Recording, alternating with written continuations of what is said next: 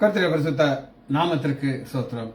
இன்னைக்கு நம்ம ஏசாயா 11வது அதிகாரம் 16வது வசனத்தை தியானிக்க இருக்கிறோம். ஏசாயா 11:16 ஜெபத்தோடு இந்த செய்திக்குள்ளே கடந்து சொல்லும். சிங்கார மாளிகையில் ஜெய கீதங்கள் பாடிடுவாம், சீயோன் மணவாளனுடன் ஆனந்தம் பாடி அந்தவர் சேர்ந்து ஆனந்தம் அடைந்திடுவாம். அங்கே அலங்கார மகிமையின் கிரீடங்கள் சூடி அன்பரில் மகிழ்ந்திடுவாம்.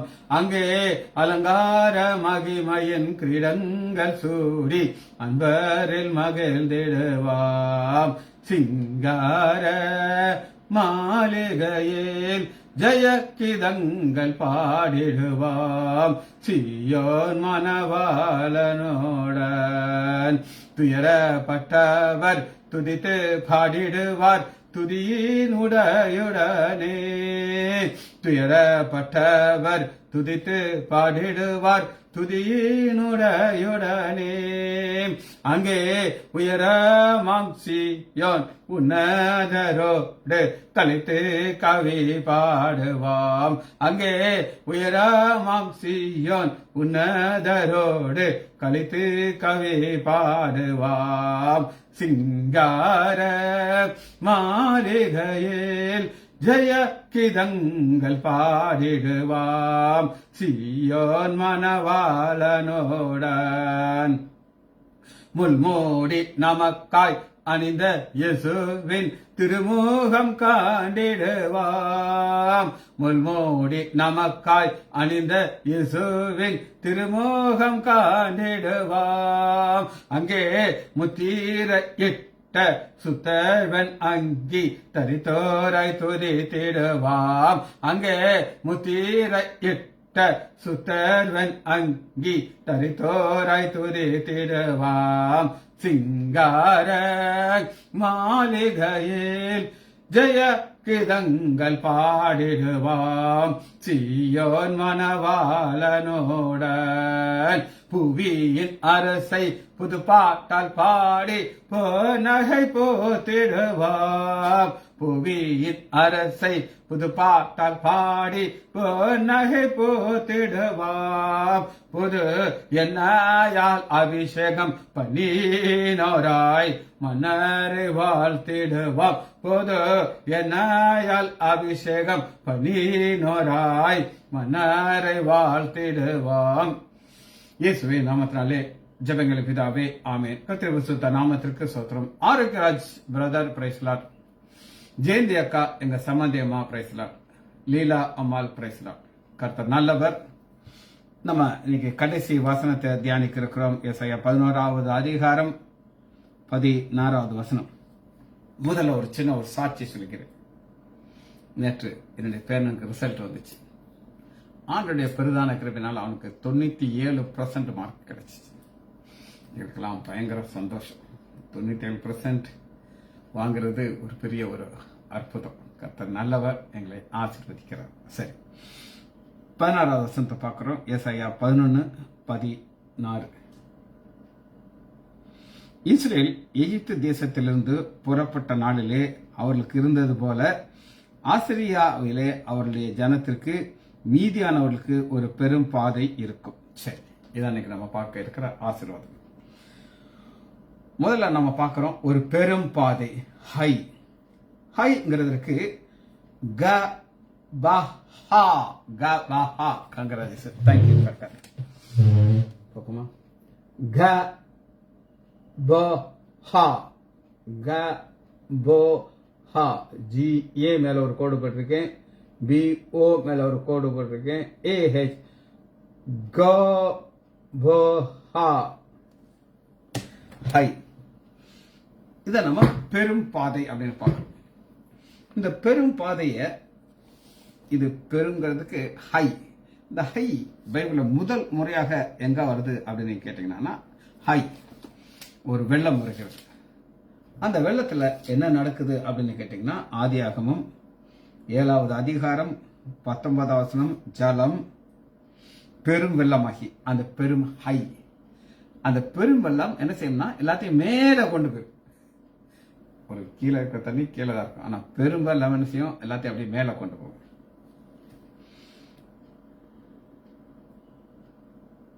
ஜலம் 19 ஜலம் பூமியின் மேல் மிகவும் அதிகமாக பெருகினதுனாலே வானத்தின் கீழ் எங்கும் உள்ள உயர்ந்த மலைகள் எல்லாம் மூடப்பட்டது. வானத்தின் கீழ் உள்ள மலைகள் மூடப்பட்டது. உங்களுக்கு நான் ஒரு உண்மையை நான் சொல்லியிருக்கிறேன். இந்த வானத்தின் கீழ் உள்ள எல்லா பெரிய மலைகளும் மூடப்பட்டது. இது எப்படி நமக்கு சயின்டிபிக்கா பார்த்தோம் அப்படின்னு கேட்டீங்கன்னா, ஒரு பெரிய ஒரு மலை, இந்த மாதிரி ஒரு பெரிய மலை, அந்த மலை மேல ஒரு மிக நீளமான, இங்க இருந்து எங்க ஜிஹெச் கிட்ட பார்க்கலாம், அந்த அளவுக்கு நீளம் அகலம் உள்ள ஒரு திமிங்கலத்தினுடைய ஒரு எலும்பு கூடு அந்த மலை மேல சிக்கி இருக்கு. பெரிய உயர்ந்த மலை. அதனுடைய டைம் பார்த்தோன்னா நோவாவுடைய அழிவு நேரத்துக்கிட்ட இருக்குது. கரெக்டா செட் ஆகுது. எல்லாரும் மண்டையை உடைக்கிறாங்க. யார் சுத்தி கடலும் கிடையாது, ஒன்றும் கிடையாது. எப்படியா இவ்வளவு பெரிய ஒரு எலும்புக்கூடு, திமிங்கலத்தினுடைய எலும்பு சிக்கிச்சுனா பைபிள் உண்மைங்கிறது அதெல்லாம் ப்ரூவ் பண்ணுது. சரி, அதான் ஒரு சரீர வளர்ச்சியும் நம்ம பார்க்கலாம். ஒரு சரீர வளர்ச்சி 1 சாமுவேல் 16வது அதிகாரம் 7வது வசனம். 16:7 ஆண்டவர் சொல்கிறார், கர்த்தர் சாமுவேலுக்கு இவனுடைய முகத்தையும் இவன் சரீர வளர்ச்சியும் பார்க்க வேண்டிய சரீர அதை பார்க்க வேண்டாங்கிறார். அந்த ஹைட்டை பார்க்காதங்கிறார். அவர் உள்ளத்தை பார்க்கிறார், இன்னர் சைடு பார்க்கிறார். சவுலும் இதே மாதிரி தான் ஒரு ஹைட்டான ஆள். 9வது அதிகாரம் 2வது வசனத்துல 1 சாமுவேல் 9:2 அவனுக்கு சவுல் எனப்பட்ட பெயருள்ள ஒரு சௌந்தரியமான வாலிபன் ஒரு குமாரன் இருந்தான். இஸ்ரேல் புத்திரர் அவனை பார்க்கலும் சௌந்தரியம் இல்லை. எல்லா ஜனங்களும் அவன் தோளுக்கு கீழ் இருக்க ஹைட். எப்பவுமே எனக்கு ஒரு சின்ன ஒரு இன்ஃபீரியாரிட்டி காம்ப்ளெக்ஸ் இருக்கும். நமக்கு உயரம் இல்லையே அப்படின்ட்டு. என் தகப்பனால் ஹைட் ஷார்ட்டு. நாங்கள் அப்போட ஒரு இன்ச்சு கூட வளர்ந்தாச்சு. ஆனா ஆண்டவராக இயேசு கிறிஸ்து வரும் பொழுது, அவர் வரும் பொழுது நாம் அவரை இருக்கிற வண்ணமாக நம்ம தரிசிப்போம். என்னுடைய ஹைட்டும் குழில். கர்த்தர் நல்லவர். சரி, 2வது ஒரு வே வசனத்தை நான் வாசிக்கிறேன். அப்பதான் அந்த வே என்றதான் புரியும். பாதை. எசாயா 11வது அதிகாரம் 16வது வசனம். ஒரு பெரும் பாதை. பாதைக்கு வே. டராக். DEREK.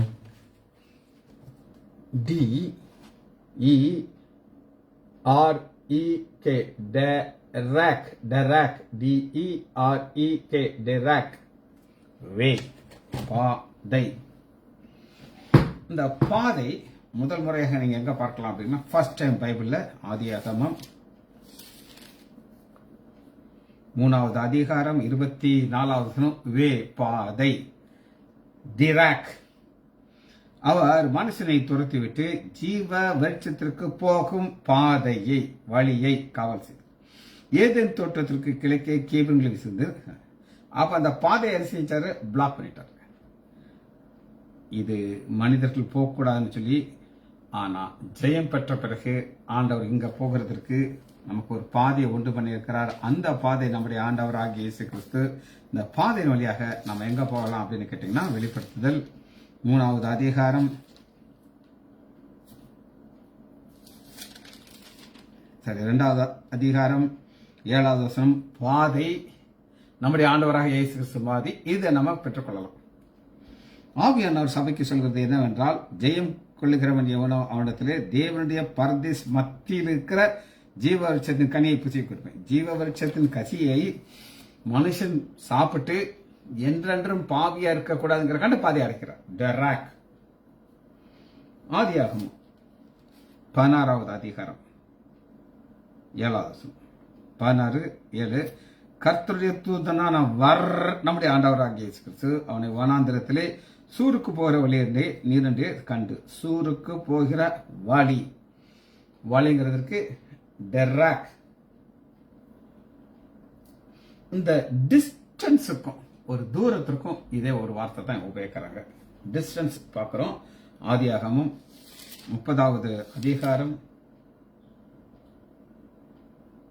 36 30:36. தனக்கு யாக்கோபுக்கும் இடையிலே 3 நாள் பிரயாண தூரம். 3 நாள் பிரயாண தூரம். இது ஒரு இடைவெளி மாதிரி இருக்குது, ஒரு தூரம் இருக்குது. இதற்கும் இதே வார்த்தை தான், வே தான் சொல்லப்படுது. சரி, இந்த வேல ஒரு ஆசீர்வாதமான வசனத்தை காட்டப்படுறேன். ஆசீர்வாதமான வசனம் அது என்னன்னு கேட்டீங்கன்னா, ஏசாயா 58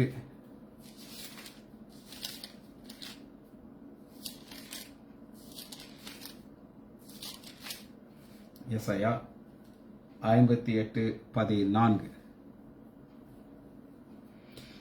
அப்பொழுது கர்த்தரில் மனமகிழ்ச்சியாக இருப்பாய், பூமியின் உயர்ந்த இடங்களுக்கு உன்னை ஏறி வர பண்ணி உன் தகப்பனாக யாக்கோபின் சுதத்தால் உன்னை போஷிப்பேன். ஒரு பாதை, ஏறி வர ஒரு பாதையை நம்ம பார்க்கிறோம். அது என்னன்னா ஆசீர்வாதம். யாக்கோபின் சுதந்திரத்தினால் போஷிப்பேன். இது ஆண்டவர் நமக்கு கொடுக்கிற ஒரு ஆசீர்வாதமான வார்த்தை. சரி, அடுத்த ஒரு வார்த்தையை பார்க்கிறோம். அது லெஃப்ட். இஸ்ரவேலர் எகிப்து தேசத்திலிருந்து புறப்பட்ட நாளிலே, புறப்பட்ட நாள் அப்படின்னா ஒரு நாள் அவங்க புறப்படுறாங்க. அந்த புறப்பட்ட நாளிலே லெஃப்ட், அதுக்கு யா டர், யா டர், யா ஒய் ஏ மேல ஒரு கோடு, யா டர், TAR, யா நீட்டு வசிக்கிறீங்க, யா டர், லெஃப்ட். ஆதியாகம் 32வது அதிகாரம்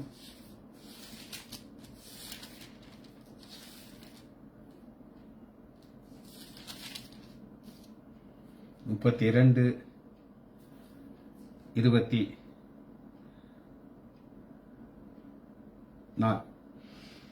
யாக்கோபு பிந்தி தனித்திருந்தான். அப்பொழுது ஒரு புருஷன் பொழுது விடியும் மட்டும் அவனோடு போராடி. லெஃப்ட், பொழுது விடியும் அளவு டைம் போயிடுச்சு.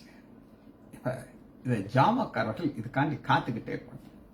எப்படி காத்துக்கிறாங்க அப்படின்னு கேட்டீங்கன்னா, எப்பொழுது விடியல் வரும், அதாவது இரவு போயிடும், லெஃப்ட். அப்ப அந்த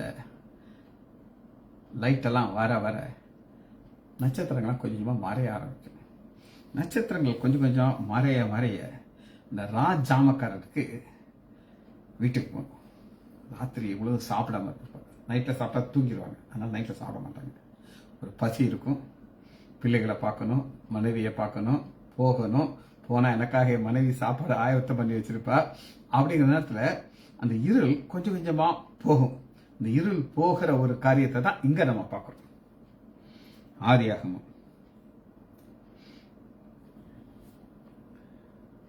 32:24. யாக்கோபு பிந்தி தனித்திருந்தான். அப்பொழுது ஒரு புருஷன் பொழுது விடிய மட்டும் அவனோடு, பொழுது விடிய மட்டும், நைட் ஃபுல்லா ஒரே சண்டை தான் நடந்துட்டு இருந்துச்சு. Left alone. 2 சாமுவேல் 9வது அதிகாரம் 1 வசனம். 2 சாமுவேல் 9:1. யோனத்தான் நிமித்தம் எவனாயிலும் தயவு பெறத்தக்கதாயான சாமுவேலத்திலே மீதியா இருக்கிறவன் உண்டா என்று லெஃப்ட், மீதி. நம்ம மீதியான பார்க்கணும்ல, ஏறக்குறைய யோனத்தானுடைய சவுலுடைய சந்ததி எல்லாத்தையும் இறந்துட்டாங்க. கேட்கிறார், வேற யாரு லெஃப்ட் மீதியா இருக்காங்களா அப்படின்னு கேட்கிறார். அதான் யட்டர். சரி, கடைசியாக லைக்ங்கிற ஒரு முக்கியமான காரியம். இது கொஞ்ச நேரம் நம்ம பார்க்கணும். இருந்தது போல, அவர்களுக்கு இருந்தது போல, லைக் டமஹ், டமஹ், டமஹ். 2 வார்த்தையை நம்ம கற்றுக்கொள்ளணும். DA மேல கொண்டு போகிறேன். டமஹ், டமஹ், DAMAH, டமஹ்.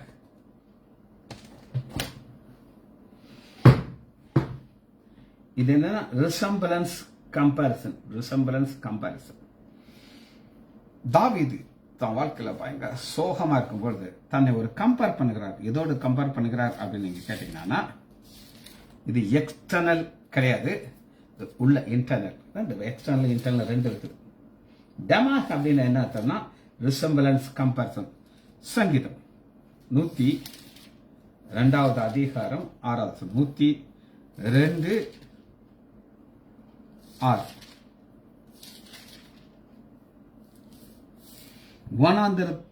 வனாந்தர நாரைக்கு ஒப்பானேன், பாலான இடங்களிலே தங்கும் ஆந்தையை போலானேன். அது இவர் நாரையும் போற ஆக முடியாது, ஆந்தையும் போல எக்ஸ்டர்னல் ஆக முடியாது. இன்டர்னலாக அவருடைய வாழ்க்கையிலே அந்த சோகத்தை காட்டுறது. இது நீங்க ஃபுல்லா பாத்தீங்கன்னா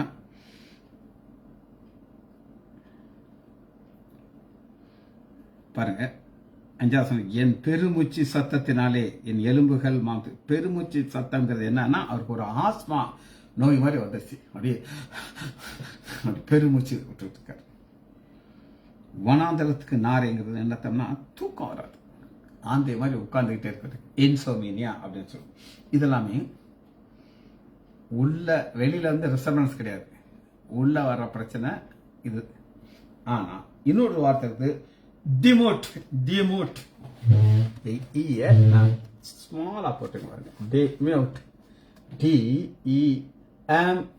DEMUT, யூ மேல ஒரு ஆரோ போகுது. டிமோட் மோட். இது ஷேப், இது அந்த நார மாதிரிலாம் கிடையாது. இது ஆண்டவர் அவர் சாயலை கொடுக்கிறாங்க. ஆதியாகமம் 1வது அதிகாரம் 27வது வசனத்துல ஆண்டவர் என்ன சொல்லுகிறார் அப்படின்னு கேட்டீங்கன்னா, தேவன் தம்முடைய சாயலாக மனுஷனை சிருஷ்டித்தார். சாயலை தான் நம்ம டிமோட் அப்படின்னு பார்க்கிறோம். இதுக்கு என்னெல்லாம் இருக்குன்னா, லைக்னஸ், ஷேப், ஃபிகர், ஃபார்ம். ஒரு என்னுடைய மக டீனா தேவியா இருக்கா, அவளை பார்த்தோன்னு சொல்லுவாங்க, இது உங்க அப்பாவா அப்படின்னு கேட்குறாங்க.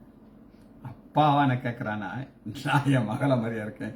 அவங்க அந்த ஒரு ரிசம்பிளன்ஸை கண்டுபிடிச்சிடுறாங்க. கண்டுபிடிச்சி இது உங்க அப்பாவான்னு ஒரு அம்மா கேட்குது. அது எதோ இது, நான் ஒரு ஆண், அவ ஒரு பெண், ஆனாலும் அவங்க ஒரு ரிசம்பிளன்ஸை பார்த்துறாங்க. அந்த ரிசம்பிளன்ஸை நம்ம பார்க்குறோங்க.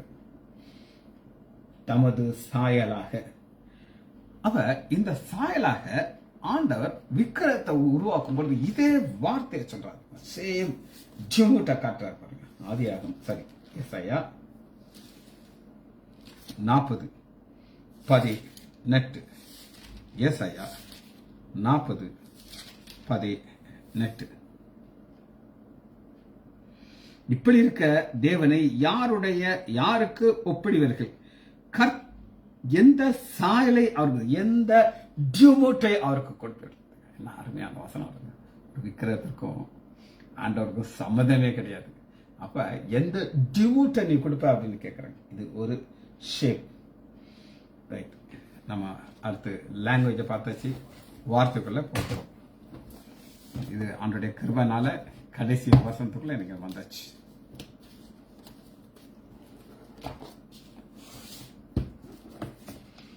இருந்தது போல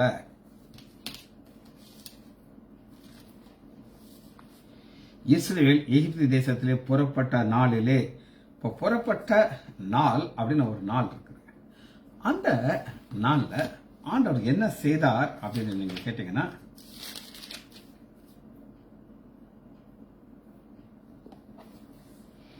நேற்று நான் உங்களுக்கு சொன்னேன், என் பேரனுக்கு, அதாவது நேற்று என்ன ஆகிப்போச்சு அப்படின்னு கேட்டீங்கன்னா, என் மனைவிக்கு ஒரு பயம் வந்துருச்சு.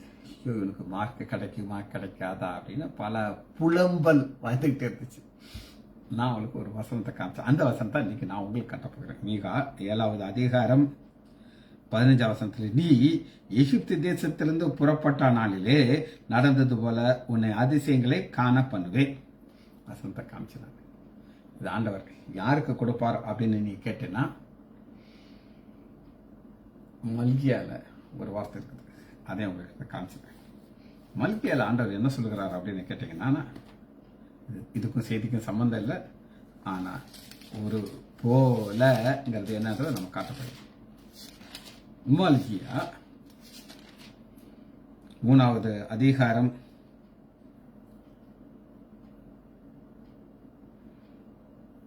18வது வசனம். அப்பொழுது நீங்கள் துன்மார்க்கனுக்கும் நீதிமானுக்கும் துன்மார்க்கனும் தேவன் ஊழியம் செய்திருக்கும் ஊழிய செய்திருக்கிற வித்தியாசத்தை திரும்பவும் காணும். ஊழியம் செய்யறவனுக்கும் ஊழியம் செய்யாதவங்களுக்குள்ளதை நான் திரும்பவும் காட்டுவேங்க. ஒரு பெரும் பாதை இருக்குதுங்க. அந்த பாதை கம்பேரிசனுக்கு எங்க கொண்டு வர்றாருன்னா, மீகா 7வது அதிகாரம் 15 வருஷத்துல, நீ எகிப்து தேசத்திலே புறப்பட்ட நாளிலே நடந்தது போல உன்னை அதிசயங்களை காண பண்ணுவேன். அந்த அதிசயத்துல என்ன அதிசயம்னா, ஒரு பெரும் பாதை இருக்கு. அந்த பெரும்பாதையை முதல் குறிப்பாக நம்ம பார்க்கிறோம். என்னது அப்படின்னு கேட்டீங்கன்னா, இருந்தது போல ஏசாயா 42வது அதிகாரம் 15 வசனம். 42:15. நான் மலைகளையும் குன்றுகளையும் பாலாக்கி அவைகள் உள்ள பூண்டுகள் எல்லாம் வாட பண்ணி ஆறுகளை திட்டுகள் ஏரிகளை வற்றி போக பண்ணுவேன். மழை பெய்யுறது அவருடைய கரத்தில், வற்றி போடுறது அவருடைய கரத்தில் இருக்கு. கொஞ்சம் கொஞ்சமா வற்றி போக பண்ணுவாரு, ஒரே நேரத்தில் வற்றி போக பண்ணுவார். ஆனா எகிப்தில் நடக்கும்போது வற்றி போக செய்தது அவருடைய வல்லமை. 21வது வசனம் வாசிக்கிறேன். ஏசாயா 42:21. கர்த்தர் தமது நீதி நிமித்தம் அவன் மேல் பிரியம் வைத்தார். அவர் வேதத்தை முக்கியப்படுத்தி அதை மகிமைப்படுத்தாங்க. வேதத்தை முக்கியப்படுத்துறது என்ன அப்படின்னு கேட்டீங்கன்னா, நம்ம இருதயத்திற்குள்ள வசனம் இருக்கணும். வசனத்தை அதை முக்கியப்படுத்தி கொண்டே இருக்கணும். சரி, ஏசாயா 51வது அதிகாரம் ஒரு பெரும் பாதையை நான் உங்களுக்கு காட்டுறேன். 51:10.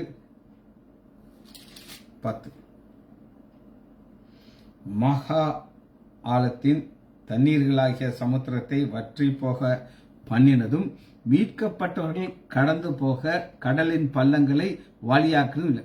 பள்ளங்களை வழியாக்குறாங்க. இதாங்க ஆண்டவர். எந்த செங்கடல் தடையா இருந்துச்சோ அந்த தடையை ஒரு வழியாக மாற்றுகிறார்.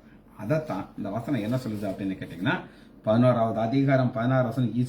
இஸ்ரவேலர் எகிப்து தேசத்திலிருந்து புறப்பட்ட நிலையிலே அவர்களுக்கு இருந்தது போல ஆசிரியாவில் ஜனத்துக்கு ஒரு பெரிய பாதை இருக்கு. செங்கடல் ஒரு பாதையா மாறிச்சு. இன்னைக்கு ஆசிரியாவுக்கு ஒரு பெரிய பாதையை ஆண்டவர் உண்டு பண்ண போகிறார். ஏசாயா 63:12.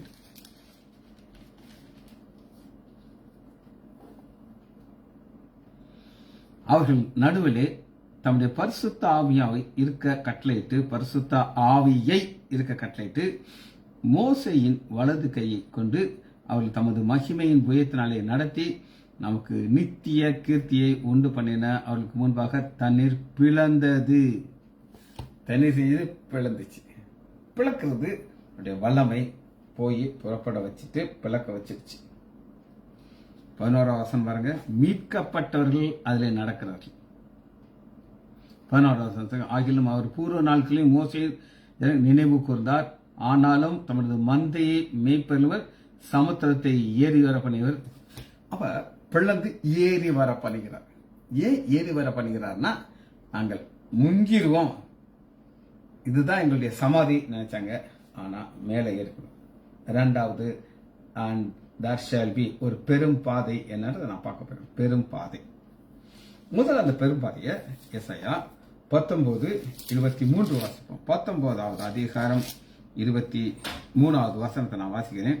அக்காலத்திலே எகிப்திலிருந்து அசிரியாவுக்கு போகிற பெரும் பாதை ஆசிரியா எகிப்திற்கும் எகிப்தியர் அசிரியருக்கும் வந்து எகிப்தியர் அசிரியரோடு கூட ஆராதனை செய்வார்.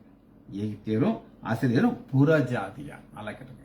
எகிப்தியர் அசிரியர் புறஜாதியா. இஸ்ரேல் மக்கள் ஆண்டவரை மறுதளிச்சிட்டாங்க. குமாரனை சிலுவையில் அரைஞ்சிட்டாங்க. ஜீவாதிபதியை சிலுவையில் கொலை பண்ணிட்டாங்க.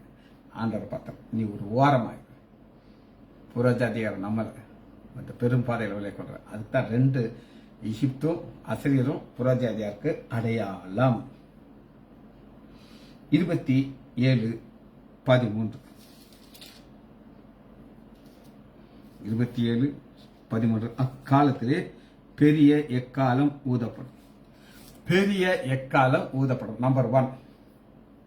அப்பொழுது ஆசிரிய தேசத்திலிருந்து சிதறடிக்கப்பட்டவர்களும் எகிப்து தேசத்திலிருந்து துரத்தப்பட்டவர்களும் வந்து எருசலேமிலே பரிசுத்த பர்வதத்திலே கர்த்தரை பணிந்து கொள்வார்கள். முந்தின வசனம் 12. அக்காலத்திலே கர்த்தர் ஆற்றங்கரையை போரடிப்பார், இஸ்ரவேல் புத்திரரோ ஒவ்வொருவராக சேர்க்கப்படுது. இது எல்லாம் எப்ப நடந்தது அப்படின்னு கேட்டீங்கன்னா, ஆண்டவர் கிபி 70 எல்லாரும் சிதறடிச்சிட்டார். அங்கங்க போய்விட்டாங்க. பிறகு ஒரு இஸ்ரேல்ங்கிற தேசத்தை உண்டு பண்ணுகிறார். 1948 மே மாதம் ஒரு தேசத்தை உண்டாக்குறார். உண்டாக்கி எல்லாரையும் வந்து சேர்க்க. அது எதற்கு அடையாளமா இருக்கு அப்படின்னு கேட்டீங்கன்னா, நாம் உலகத்தில் எங்கெங்கேயோ இருப்போம். ஒரு பெரிய எக்காலம் பேய் ஊதப்படும் பொழுது நாம் எல்லாரும் வந்து சேர இருக்கிறோம். அது பெரிய எக்காலம். சரி, கடைசியா ஒரு வசனத்தை வாசி நம்ம பிடிக்க போகிறோம். 35வது அதிகாரம் 8வது வசனம். 35:8.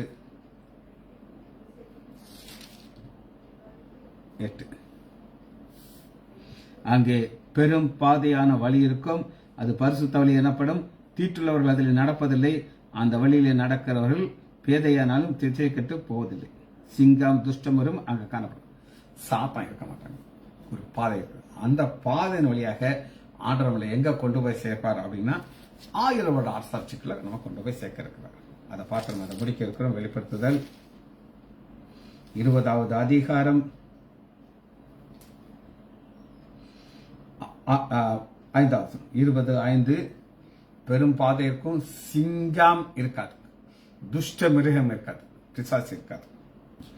மரணம் அடைந்த மற்றவர்கள் அந்த 1000 வருடம் முடியும் அளவுக்கும் உயிரடையவில்லை. இது முதல் உயிர்த்தல். முதலாம் உயிர்த்தலுக்கு பங்குள்ளவன் பாக்கி. முதலாம் உயிர்த்தல் இது என்ன அர்த்தம்? சொல்லிடுறேன். ஒரு மனிதன் 2 முறை பிறக்கணும். 2 முறை பிறந்தனா ஒரு மரணம் தான் இருக்கும். நான் 1958 பிறந்தேன். ஆனா 2000 மறுபடியும் பிறந்தேன். 2 பிறப்பு எனக்கு மறுபடியும் பிறக்கணும். ஆனா எனக்கு ஒரு மரணம் தான் உண்டு.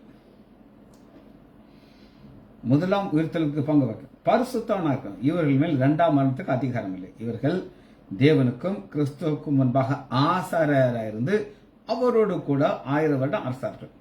இந்த 1000 வருட அரசாட்சியில யார் இருக்க மாட்டாங்கன்னா, துஷ்ட மிருகம், சிங்கம் இருக்காது. அந்த 1000 வருஷம் முடியும் பொழுது சாத்தான் தன் காலத்தை விடுதலை. திரும்ப ஆண்டவர் யார் அனுப்புறாரு? சாத்தான் அனுப்புறாரு. காரணம் என்னன்னா, அவன் வந்து அந்த நேரத்தில் எல்லாரையும் ஆண்டவர் விரோதமாக எழும்ப செய்கிறான். ஜெபிச்சு முடிப்போமா? மகா இரக்கமும் கருவேமுள்ள பிதாவே, உம்மை துதிக்கிறேன் ஐயா. நான் உள்ள இருதயத்தோடு உங்களுடைய திருசமூகம் வருகிறோம் ஐயா. வேதத்தின் ஆழத்தை 11வது அதிகாரத்தை முடிக்க நிர்வாக நன்மைக்கு நன்றி ராஜா. பிள்ளைகள் ஒவ்வொருவரையும் என் ஆண்டவராகிய இயேசு கிறிஸ்துவின் நாமத்தினாலே ஆசீர்வதிக்கிறேன். இயேசுவின் நாமத்தினால் ஜெபங்கள் பிதாவே. ஆமேன், ஆமேன், ஆமேன்.